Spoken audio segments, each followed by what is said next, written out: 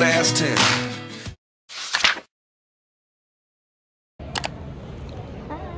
Nandito na kami sa lobby. Check out na kami. Tapos, yung next namin doon na sa Avant. Doon sa may malapit na sa High Street. Tapos, ang plano ay tatambay muna kami dito kasi it's just 11 AM. Tapos, ang next check-in namin ay 3 PM na. Sobrang daming oras. So, tambay muna kami dito. Tapos, doon na lang kami kakain sa McDo. Ayaw niya kasi mag-Maxis. Ang mahal mamuhay dito pag hindi ka mag-grocery. Yan ang mga realization namin. Kung wala kang sasakyan, realization, dito ka na, ganun ako lagi. So, ako lang pa. naman. Hindi, kasi ang content na ito ay para malaman kung ano ang pros and cons ng pagtira dito. So, ang pros, sobrang okay niya kasi ang aesthetic talaga. Pero ang cons ay magastos. Hindi siya accessible ng public transport. So, kung meron kang sasakyan, kahit motor lang, okay na. Or bike, or scooter, okay lang yun. Pero kung wala ka kahit ano doon, mahihirapan kasi lakad ka ng lakad. Hindi ka naman pwedeng palaging mag-mover. Sobrang gastos, diba? Tapos minsan, nag-fail pa. Hindi pa nag-unlock yung bike. Kahapon, naka 100 pesos sila sa akin. Hindi ko naman nagamit. Bukod dun sa binayad ko mismo, may 100 pesos sila sa akin na nakuha nang hindi ko nagamit yung bike.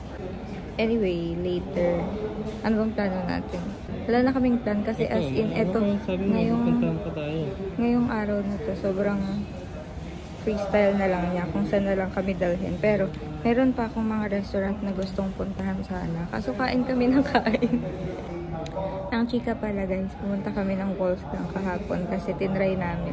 Tinignan ko kung yung pinost ni Joseph Veralio sa kanyang TikTok account ay meron pa yung burger, 500 plus lang daw. Pero guys, nagtaas na sila ng presyo, 700 pesos na. So, hindi na namin tinry.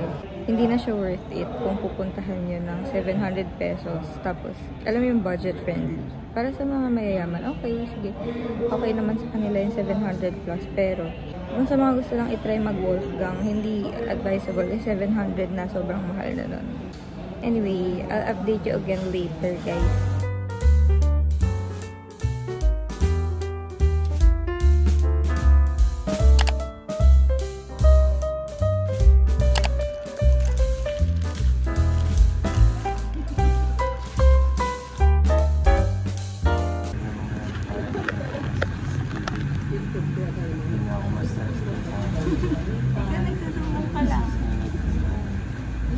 The only pray that nag-ano ka po, nagrarant ka po kay Lord.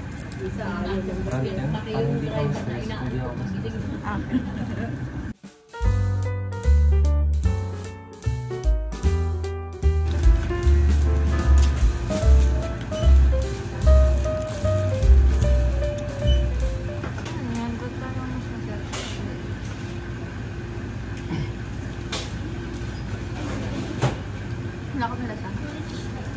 Pag ganun na, binigyan mo akong spec. Hindi ko nalasan mga pinakain.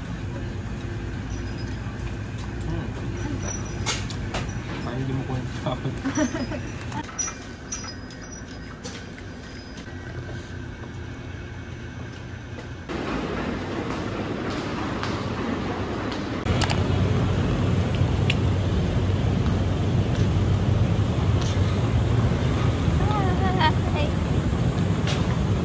Mag-check-in na kami. Pinayagan kami mag-early check-in. 2 PM pa lang. Dapat 3 PM kami. Nandito kami sa 7-Eleven. Tapos nakatulog na ako ng saglit. Pagtingin ko, pinayagan na kami mag-check-in.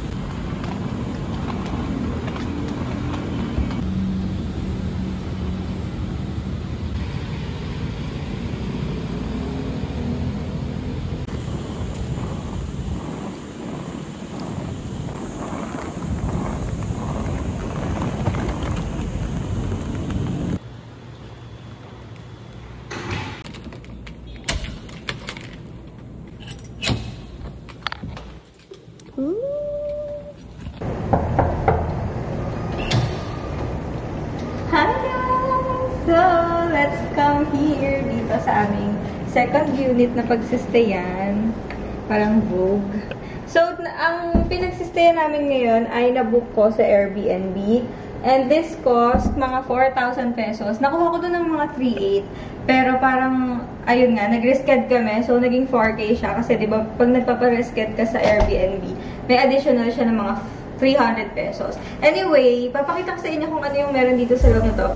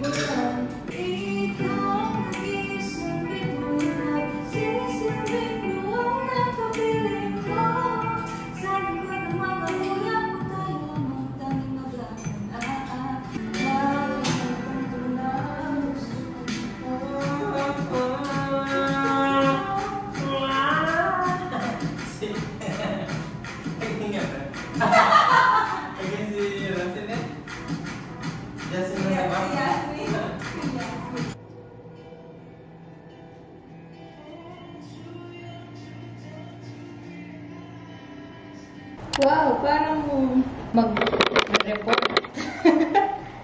Hello everyone! It's already 6 p.m. 6:18 to be exact. Mukha talaga akong ganyan na lang, para di masyadong formal. At mag-aayos po ako, dahil nagpa-reserve po kami sa Chotomate para i-consume din yung napanalunan kong GC doon sa aming anniversary from Mega Manila Foodies. And yun nga, nakita ko kasi na parang masarap yung food nila. Meron sila, Japanese resto yun. Tapos may mga drinks din sila. So parang masarap yung mga sushi nila and katsudon, ganyan. So try namin.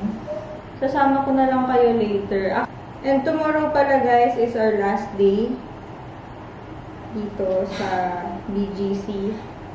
Balik Tondo girl na naman po ako, In fairness naman, na-enjoy ko naman yung pagsistay dito. Medyo nakakapagod lang at nakakapanibago kasi sobrang, alam mo yun, parang okay din kasi parang wala namang pakisayo lahat ng tao dito. Kahit anong gawin mo, walang papansin sa'yo. Kahit, huwag ka lang mag-eskandalo kasi talaga papansinin ka ng mga tao. Kung gusto nyo mag-unwind, gusto nyo ng peace of mind, maraming place dito na pwede nyo pagtambayan. And yun lang, mahal din ang mga restaurant, mga kainan. At yung mga activities, mahal din. Hindi nga kami nakapunta ng Mind Museum. Dapat kahapon. Kasi sobrang lakas ng ulan bago kami umalis dun sa Juan Bonifacio. So, hindi na-book yung aking ticket doon. So, okay na lang din. Next time na lang. Wala naman akong work ngayon. Pero I'll try na i-video yung mga kakainin namin dun sa Chotomate para in case ma-post ko na din sa TikTok. Pero feeling ko konti lang yung matatry kong mga food. Mahal ba doon? Mahal ba?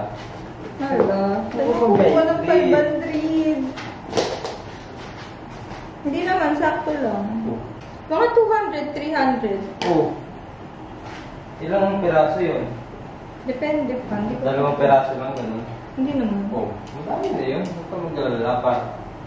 Sige pa, hindi na ako mag-alala pa. Eto nga pala guys, ang ganda nitong bago kong lalagyan from TikTok shop ko to na binili. Actually, hindi ko binili.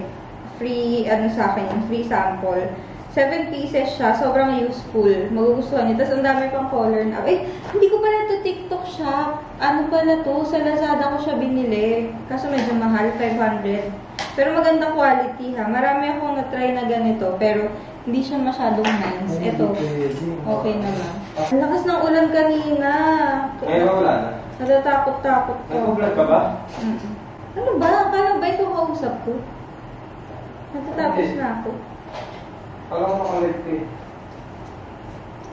Ayan, umulan ulit lang. Ha? Umulan? Oo. Saan ba yun? Ano ba yun? I know, umulan. Anyway, I'll get back later pag nandun na kami sa restaurant. Bye.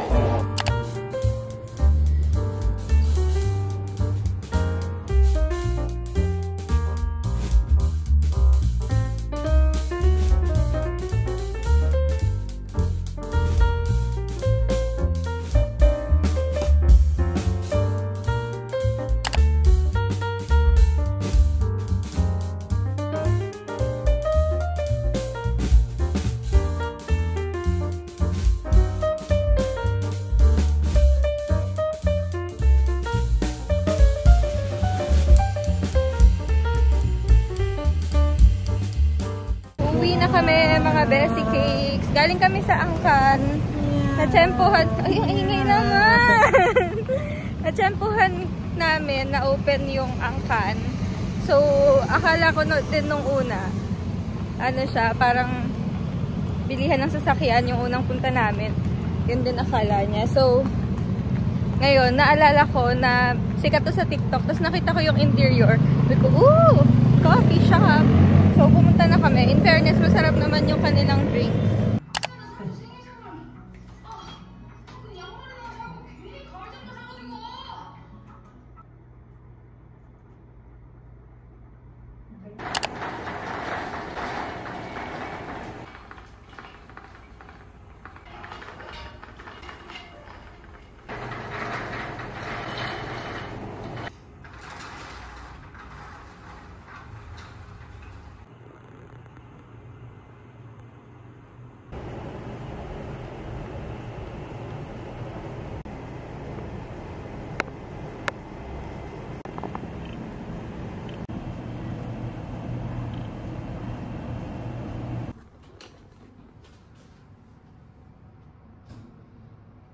Good morning, everyone. So, it's our checkout day today. June 29, 2023. At 8 AM na po. Bumaba muna kami dito sa pool kasi para ma-video ko yung pool area. Pero hindi na kami lalangoy. Ayan, nakapantulog pa kami. Yung pool nila dito, unlike dun sa una namin pinagstayan, ano dito sa ground floor. Tapos sa tabi ng lobby.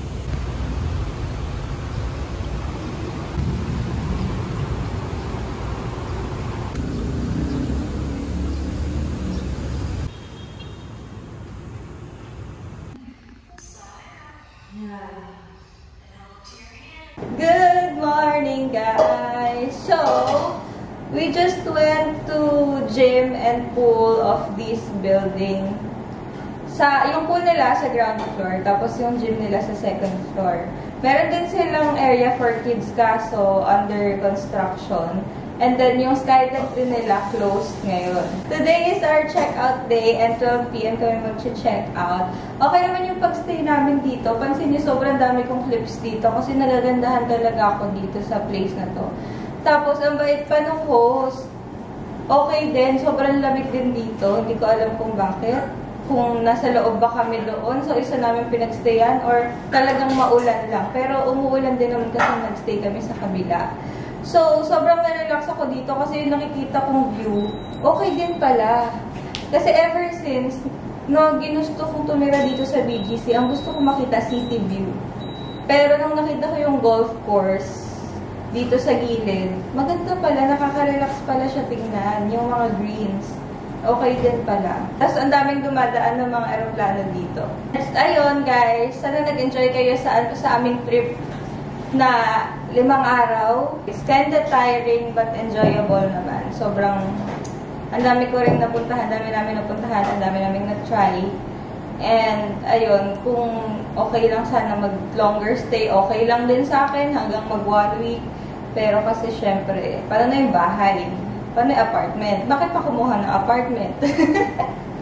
Ayun, maraming salamat guys sa panonood. Sana na-enjoy nyo itong video natin. Hindi ko alam kung part 2 ba to or bahala na. Thank you guys for watching. See you on the next video. Bye!